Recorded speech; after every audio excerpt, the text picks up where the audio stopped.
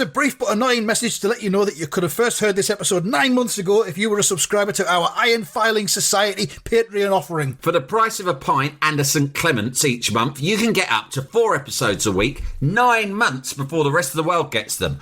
Early access to regular episodes, lots of other marvellous benefits, and there's absolutely no adverts or brief but annoying messages like this that will get right on your ticks. Find out more and subscribe now at tftimemachine.com/ironfilings. Here we go, here we go, here we go, here we go, this is it! This is Top Flight Tune Machine. I am Andy Hotbody Dawson. Pow, pow, pow. I'm Sam Nifty Delaney, so what? Welcome along. We're having another look at the 21st of April 1974 chart. Even though neither of us kind of really want to. We're sort of looked at it and just, you just went, oh no, and I went, oh yeah, there's got to be more here that we can look at, because it's a very interesting and diverse chart, I think. And we just basically got distracted last time with early Wombles. Now I've brought the Wombles book along this time in case we need to look at that. Just in case. The Self-Flowing River, the Spoon. I can't remember what the Spoon was. Oh, was the Spoon a game show or something? Yeah, probably. You said you'd come up with a game show idea. Oh, no, it was a podcast idea. I've forgotten it now. Oh, okay. That's all right then. But we'll have another look and see what's in this chart. Genesis are in there with a hit single, and Genesis didn't do singles. Or if they did, nobody bought them. Yeah, they thought they were too serious and interesting to do something as frivolous as a single.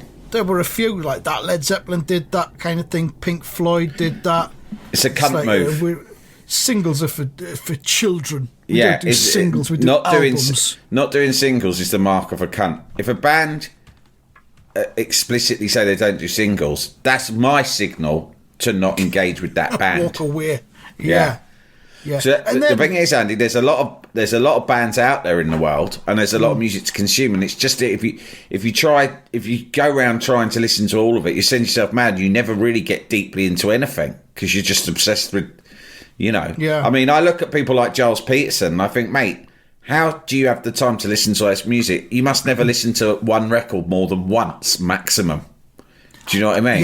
Yeah. I used to, when I was younger, I used to be so obsessed that I would listen to stuff relentlessly, and I'd learn them. I'd learn all the songs. I knew all the words. Now it just goes in one ear and out the other, even if I've heard something 10 times. If I did, get a new album, discover a new album that I like, I've had a few this year already, and it's only March. I show some determination and focus, and I listen to it. I try to do what I call teenage listening. Yeah. Right, which is if I like an album, I think, right, this is really good on the first listen. And so if it's good on the first listen, it's only going to get better. And so with all my listening time that I schedule into my daily routine, I will just... Nah, but, I don't schedule it. But if I'm out, if I need to walk to the train station or the shops, or I'm taking the dog for a walk, that will always be music listening time. Right. And so I will tend to if I've got an album that I like, a new album, I'll do it minimum 3-4 times in a row. Yeah. And then do you commit to it, or do you then I chuck it? Then I chuck it. You see, I delete it off my Spotify. And then I throw it. It's done. Yeah. But I like to do that. It's a new system I've got called teenage listening. And right. That you got to be careful where you talk about that. That could be misconstrued. Possibly. I know. I should probably think of a different name for it, to be honest, before I take it public. And also, good job. This podcast is behind the paywall. The other thing is, going back to singles, you have to have a system, Andy, for filtering out the music you choose to listen to and not listen to. Because if not, you'll drive yourself mad trying to listen to all of it. So you have to have certain boundaries and rules and criteria. One of mine would be, they're a band who don't do singles, so I'm not interested in that band. You know, album tracks are easy. Singles are the tough bits. Of course, they're the catchy ones. Yeah, get you to buy the albums. But then back then, I guess there was more of a Now it's easy to listen to album tracks. You don't need to put singles out now because everything's a single. If it gets listened to or played on iTunes, it gets up the charts. But Oh yeah, it's true. Yeah. you know, people put But singles for out. promotional and they don't even get reasons, they noticed. still release things for radio players singles, don't they? I think so. I think you have to legally, otherwise you Yeah. can get banned. You're banned by the pop authorities, the pop authorities as they're called. But like back then in 1974, for example, there was a kind of a there was a cultural space for album tracks. You'd have like John Peel. This is John Peel's pre-punk era, Yeah. and he'd probably play album tracks by Pink Floyd and Yeah. Led Zeppelin, and you know the appropriate audience would tune in and listen to that. And he had the old Yeah. whistle test as well, Bob Harris. Yeah. Now in the studio tonight we've got Pink Floyd, and they're going to be playing for 17 and a half minutes with this track from their new album. It's a Fucking load hell. of old fucking wank. And I know, I mean, to be honest, we've been quite cynical about punk from time to time. Not only because we're sick of hearing old punks go on about punk. There's not much to say about punk that's all been said again and fucking again and again. boring. Yeah. But no wonder it came along with that sort of fucking nonsense going on. Exactly. I mean, moving on in a similar vein, when the Clash came along, the Clash, they put singles out, but they would refuse to do Top of the Pops, which I Yeah. also think is stupid. Yeah, why wouldn't you want to do Top of the Pops? It's wonderful. Yeah. They probably didn't want to get bossed around by your Michael Hurls of this world. Yeah, they were quite short-tempered, the Clash. I think they probably ended up getting into a fight with Michael Hurl. Simon which fucking Hurl would wrapping his win. bass round Hurl's fucking head. But I think knew- Hurl was one of these guys who carried a cricket bat everywhere. Yeah, I think they knew they'd somehow eventually get banned by Hurl, and they just didn't want to go down that road, so they Yeah. just kind of pre-banned themselves by just never doing Top of the We're, Pops. we're pre-banning ourselves from Top of the Pop. Yeah, it's a It's strange move. And to be fair, they would have been great. They had some great singles that would have gone down a storm on Top of the Pop. Such a shame we don't have that to YouTube, but there you go. I think there's Legs and Co, or Pants People, or whatever they were called at the time, danced to Bank Robber by the Clash, They did, and I think didn't they were they? dressed up as bank robbers. I don't think Yeah, I they imagined did. that. That's right. I've seen that. That's wonderful. That was definitely done specifically to wind up Joe To Strummer. annoy the wasn't it? Clash. Yeah, it Yeah. was. It was Legs and Co. Fair play. 1980. I'm looking at it now. When I say Paul I'm looking at it Simonon, now, I don't mean Paul like in a Simonon pervy is way. this week's guest on Rock and Tears, or last week's, I can't remember. Who is? Sorry, what? Paul Simonon is Oh, the, is he? is the latest guest on Rock and Tears, which I'm looking forward to. Well, they're the kind of bank robbers you'd expect Legs and Co to be. I'll just say that. Sexy bank robbers. See bank robbers, yeah. There's something that I've got to say I've been itching to get out. This is the third episode we've done on this fucking boring chart, right? And I'm Still boring sorry. shot. Look, the thing is, Good. the pop blob is set. Its settings mean that it can pick a chart from anywhere between 1970 and 1999 or 2000. Yeah. The truth is, I only want charts between about 1978 and 1997. 97, yeah. Yeah, that's All right. it.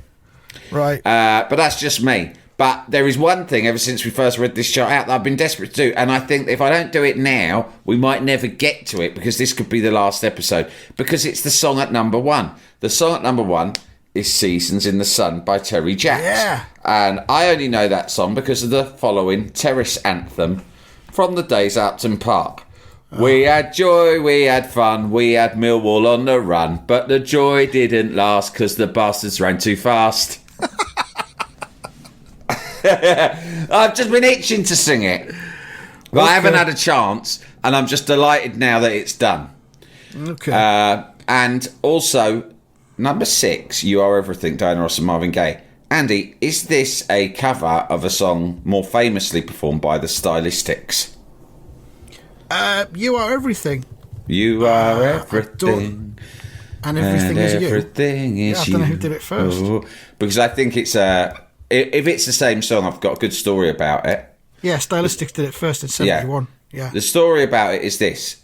You are familiar, no doubt, with the Brexit activist, right, anti-Brexit activist, Gina Miller.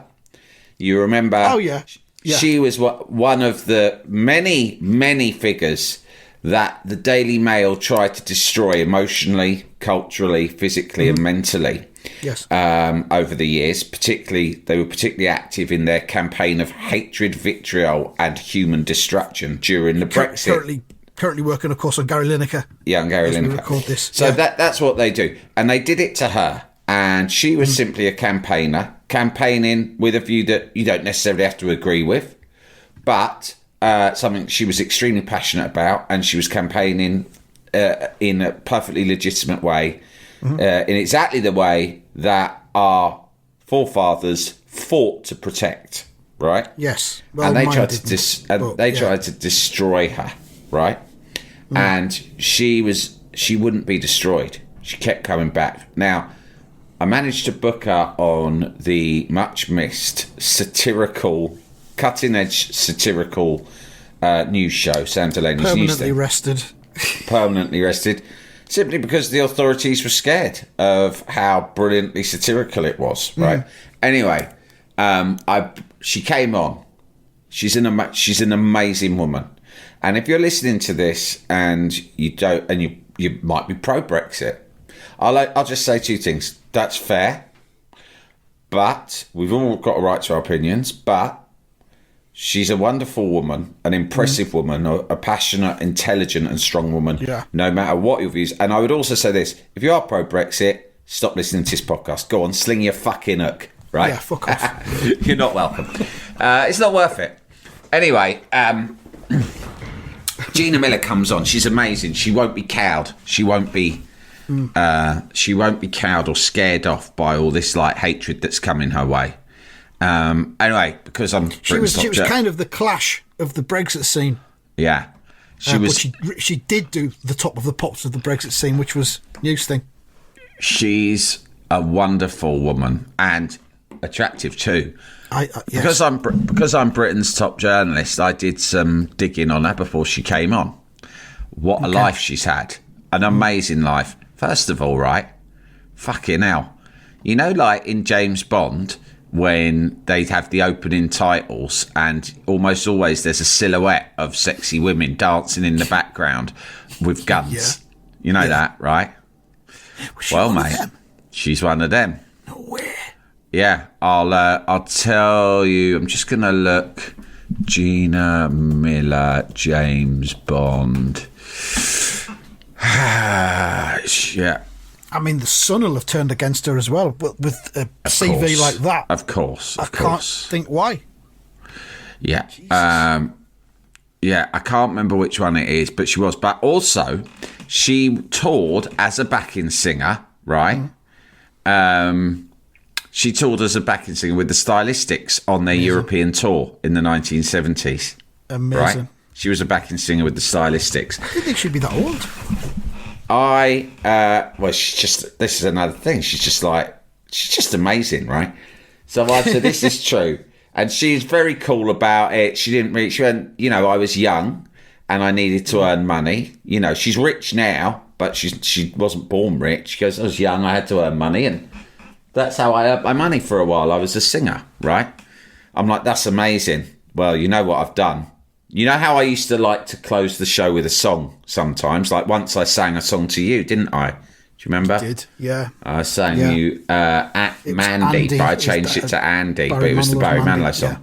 Yeah. Anyway, I've bloody rewritten You Are Everything, and I've made a singer duet with me, but I've changed the lyrics to You Are Everything. Oh, brilliant. And everything is EU.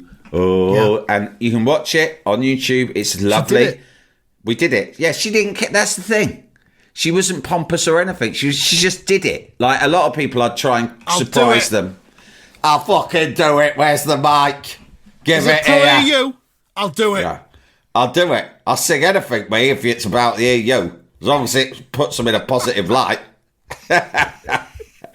It was wonderful. And I tell you what, mate, she had a lovely voice. Oh, I'm getting all soppy just thinking about it. This is revelatory stuff. That's my evening sorted out. Yeah, have a little look at that. Consuming Gina Miller content like you wouldn't believe. And just one last thing.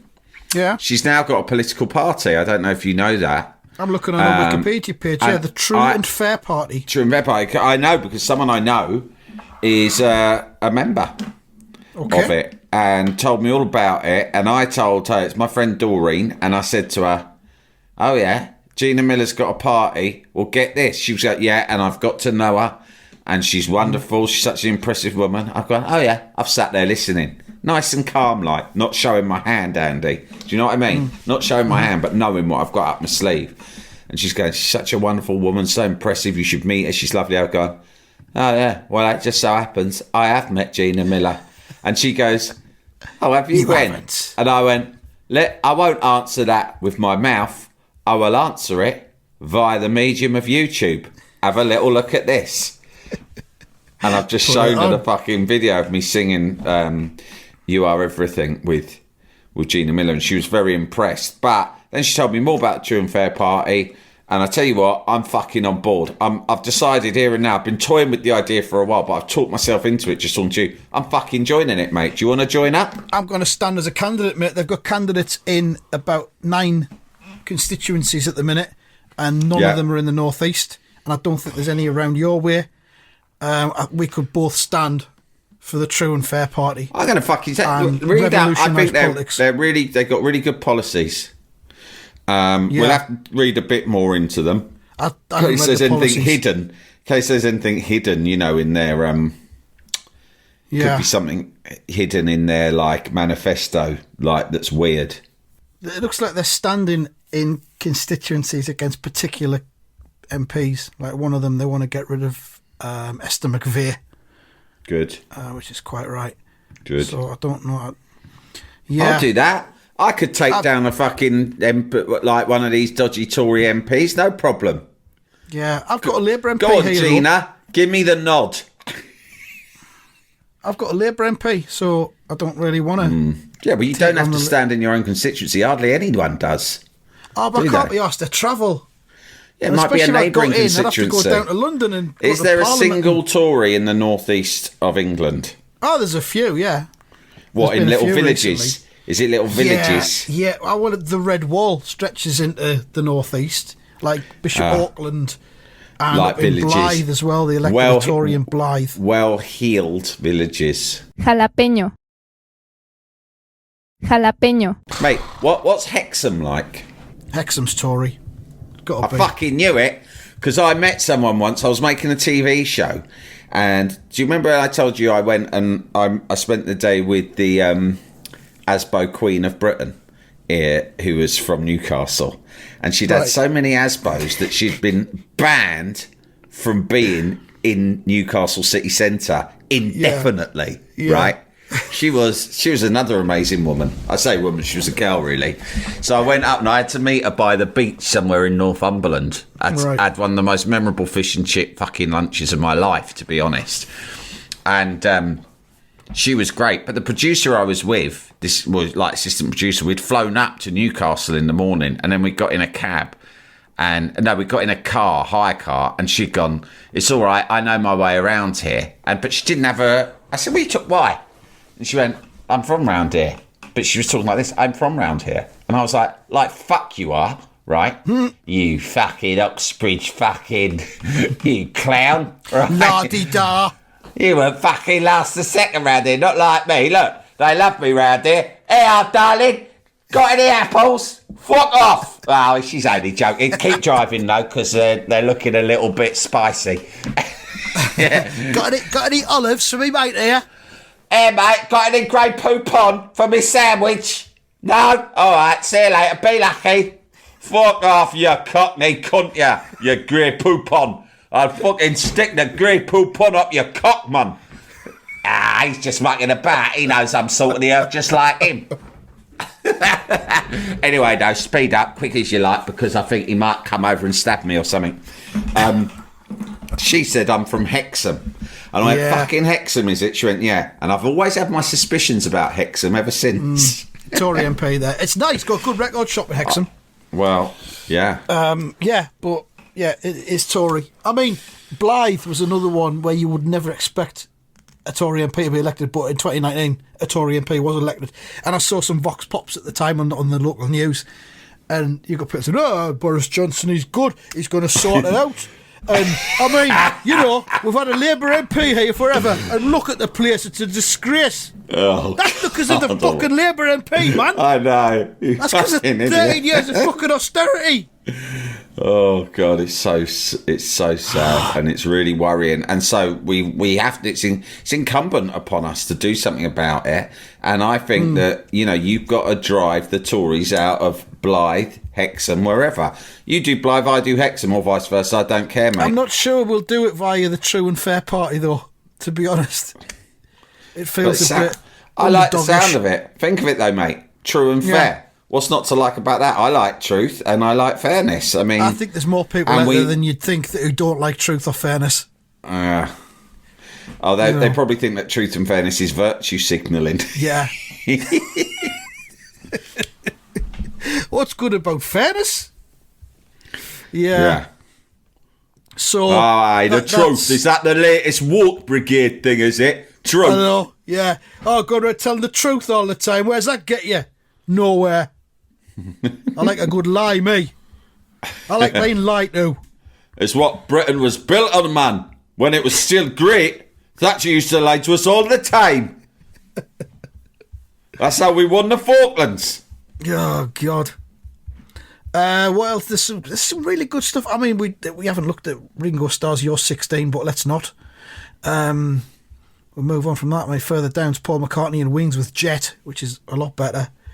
Woo, woo, woo, woo, Jet! Which, of course... did that get number 1, Jet? No, number 7. Fucking should have done. Should have done, yeah. We've got... Imagine him coming up with that. Well, we need a hit, Paul. You've been out of the Beatles for a few years, and it's time you started ramping up the number ones. Do something a bit more populist, like the toe tappers you did with the other lads. What do you got? Well, I was thinking of doing a song called Jet, because everyone likes jets, don't they? It's a short word. It's a short word. It starts with a J, which a lot of people don't realise is the highest scoring letter on Scrabble. It's right. I think it's as high as X. It's a letter that's associated with success, isn't it? It is. So I think people are going to like that. And it's easy to say, it trips off the tongue, and people like jets because it reminds them of going on holiday. So I think it's going to be Jet. How's it going to go? Oh, well, I'll take care of that in the studio. I'll probably just shout Jet. It'll write itself. These things usually do. Jet! Woo! Woo! Woo! Jet! Yeah, brilliant. I'm just looking outside the top 40, and if we'd done this a week earlier, we'd be talking about It's You by Freddie Starr, of all people. Wow. I've got no recollection of that at all. That got to number 9. Wow. But we're not allowed to talk about it, so we can't. Shall I dip into this Wombles book that I bought? Yeah, all right. The Wombles are in this chart at number 29 with the Wombling song, and also at number 4 with Remember You're a Womble. It's the 1968 Wombles novel, which led to the creation of the TV series and the toys and everything. But it's, look at it, it's got really small writing and it's proper novel. This is Bungo and the Concrete Mixer. I'll just read a random chapter. We mustn't cheat, said Great Uncle Bulgaria. Well, no one likes lies. Better make it £41.15 just to be on the right side. It'll leave us with hardly anything, but we'll just have to manage. Still, there's usually plenty of money left lying about in the spring. Right, old friend, I leave the next part of the operation in your capable paws. I suppose it'd better be tonight, Tobermory said. No time like the present, said Great Uncle Bulgaria, getting down stiffly from the stool. Besides, they might move on tomorrow. There's a lot of building going on down by Tibbet's Corner with the road widening scheme. Tibbet's Corner it is a real place very near me because I live not that far from Wimbledon. I mean, I'm about a 20-minute drive from Wimbledon. But this is almost a Tibbet's documentary, Corner is midway, yeah. It's based on true stuff. Tibbet's Corner, I think, is where they allegedly, but there's some debate about where this happened, is where they say they hung old Dick Turpin. I knew I'd heard of it from something. Yeah. Well, there's a lot of building going on down by Tibbetts Corner with the road widening scheme, and that would be a far more difficult place for us. He coughed delicately behind his paw. For us, from a business point of view. Basically, the You know. mafia. The Wombles are basically Yeah. a fucking mafia type outfit, aren't they? I don't know what that story's about. It's actually not a novel. I don't think it's got like lots of different mini stories in it. And this one's Bungo and the Concrete Mixer. So yeah, they're up to something. They're up to no good.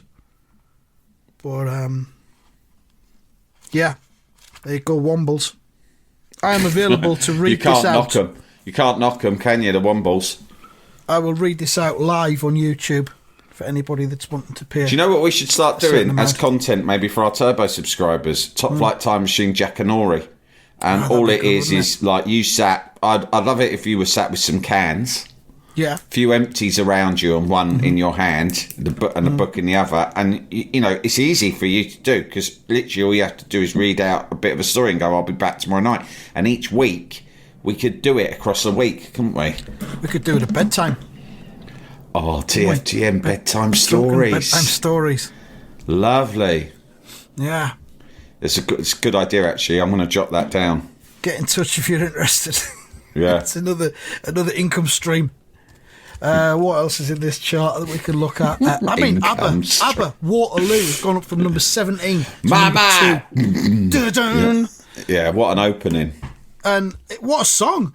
I think it gets forgotten almost. It does. But when you see Because- it, it's like when they just go in like that, Mama! You're like, fucking yes! Yeah. It's like one of those great intros. It's up there with Hard Day's Night, which starts, bang! How should we start it? Like this, you cunt. Bang! And song. Song! And it's like ABBA, who I think were Beatles obsessives, weren't they? And like they Yeah. came to Waterloo. What are we going to do the next song about? Fucking obvious, isn't it? Battle of Waterloo. Everyone loves that. Oh yeah.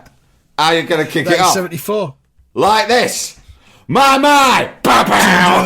And Waterloo, Napoleon did surrender. That's it. You get straight into the action. And I No would do fucking it. build up. You And I would do it plunge again. them straight into the middle of it. And then, oh yeah. Dun-dun. Pow pow! That's how it's to a- do a fucking pop song. It's a monster of a song. It's You know fucking what? brilliant. It's the pop equivalent of the old going into the prison yard on your first day and sparking the biggest cunt out. That's exactly what it is. It's just like, Yeah. I'm going in there. There's no fucking about. We're not here to play games. We're ABBA. We're here to fucking bag number hitting our ones. hits. We're here to bag number ones and lots of them, right? And here's how we're going to do it. Mama! Boom, boom. At Waterloo, Napoleon did surrender. Go on, Benny and Bjorn, you fucking That's- monsters. That's a brilliantly constructed line as well. Yeah. You know, at It's so Waterloo, fun. Napoleon did surrender. I know. It's like Shakespearean almost. That's what I'm saying, mate. They're not fucking about. They were never playing games. It was never like, yeah, we're going to see where our creative arc takes us. They knew they'd studied the Beatles forensically, right? They'd learnt pop music by listening to the Beatles, and they were like, how can we take this to the next fucking level, right? First of all, get a couple of Dorises on board because people like something to look at. That was the only problem with the Beatles. They were all geezers. Get a blonde one and a brown one, so everyone's Yeah. covered. And listen, right? Think about it. Imagine the Beatles. Now imagine the Beatles if Ringo and George had been a couple of sexy Dorises. It's better, isn't it? Straight away you're thinking it's like the Beatles, but better. Well, that's what we're going to be. We're going to be the better Beatles because it's the same music, but with a couple of Dorises. And they're going to be dressed a lot of the time in jumpsuits rather than them daft collarless suits that the Beatles always went around in. Silver Yeah. jumpsuits, I'm thinking. First Yeah. song's going And to be we'll about just- a Battle of Waterloo. Oh, we'll just do it. We'll just keep doing it till we've had enough, and then we'll pack it in. And we're not going to do any of that fucking daft stuff that Ponce John Lennon wrote. I am the fucking walrus, Strawberry Fields. Fuck that. It's all going to be about things that people want to hear about, like the Battle of Waterloo. Dancing and money. Stuff like that. Yeah, we'll stick to the stuff that people like. Give the people what they want. Couple of Dorises thinking about fighting, money, sex, dancing, all the good stuff. We'll probably do one about custard and all. We have time. Got about 1979 disco came along. They went, yeah, we'll do some of that as well. Yeah. What? Fucking voulez-vous. We'll do that. Not that, but a disco song. Do it in French. People love that. And then 1980, it was like, everyone's getting divorced and everyone's miserable all the time. We'll do some miserable songs now. Then we'll just knock it on the head. It is true. Everyone did get divorced in 1980. That's a shame. Who did? West Ham won the cup, though. Everyone. There was a big divorce year. Yeah. I think it was like people who got married in the 60s. Yeah. All those hippies, and then they made it. And in the 70s, a lot of them sort of made it despite the drudgery of the 70s. And then they're like, you know what? It's the 80s now. Fuck this. I'm getting divorced. These fucking screaming kids everywhere. I can't be asked. It's the 80s. I'm going to get myself a Sinclair C5 and live the high life. I just been listening to Radio 1, even Abba done a song about it. I saw some footage of the Sinclair C5 the other day and I thought that could come back. Mate, I've driven one. I drove one when I was a reporter for 5 News. Like, it was funny. It was like Mr. Ben being a reporter because you go in the morning and you never knew where you were going to be dispatched to. And sometimes you'd be doing a serious story in Westminster and sometimes they'd go, right, it's the 30th anniversary of the Sinclair C5. We've tracked down a cunt who still owns one. He's in fucking Shropshire, so get in the van and get up there pronto. So I did. And I had to do a piece to camera where, like, the opening piece to camera, it's just like that classic sort of Alan Partridge local news thing, where the opening piece to camera is me coming along the street in the Sinclair C5 in my suit and then pulling up right next to the camera on an exact spot where the cameraman told me you have to stop exactly on that chalk line. Right? Yeah. And go, that's right, I'm in a Sinclair C5. Back in the 80s, everyone thought this was how we'd all be travelling by now. Everyone drove one of these. Yeah, exactly. But it was like literally one of those ones where it was like 100 takes, right? Because I couldn't fucking get the Sinclair C5. Yeah, I turned it over, I fucking crashed it. And the most thing was I just kept overshooting the fucking mark for the piece to camera. And then, like, the one time I do hit it, I forget the line. I go, this is a Sinclair C fucking fuck. I did it in the end, but it was awful. It was a Nadir. Whoa. Fucking hell. Sinclair C5, eBay, £1,675. Don't do it, mate. Don't do it. I might be drunk later tonight. Yeah, I know. That's what I'm worried about. Like, if you're thinking about it sober, even a little bit, then once you've got a few cans inside you, could be disastrous. Oh, but I could just bounce around in the local parks on it. You all know right, what I mean? It's the ultimate all right cunts vehicle, isn't it? Totally. Oh, I've got to collect from Southend. I can't drive it home from Southend. If you pull up outside the booze up when it's the summer and your mates are outside, all right, cunts. I'm allowed to drink and drive one of these, I think. You can be pissed. You don't pay any road tax. You park where you fucking want, and no cunt wants to nick it because it's a pile of shite. What's not to love? I can ride around in it and take Oscar for a walk at the same time, just hold on to the lead, and he'll just be trotting along next to it. Amazing. Lovely. I'll give that a lot of consideration later on. Right, I think we've done enough of this chart now. I'm getting it done out in red and white stripes, man. I'm getting it fucking branded. Don't give me ideas, Sam. Right, there we go. That's it from this chart. We'll do a new one in a couple of weeks' time. Thank you very much for listening, and goodbye. Goodbye.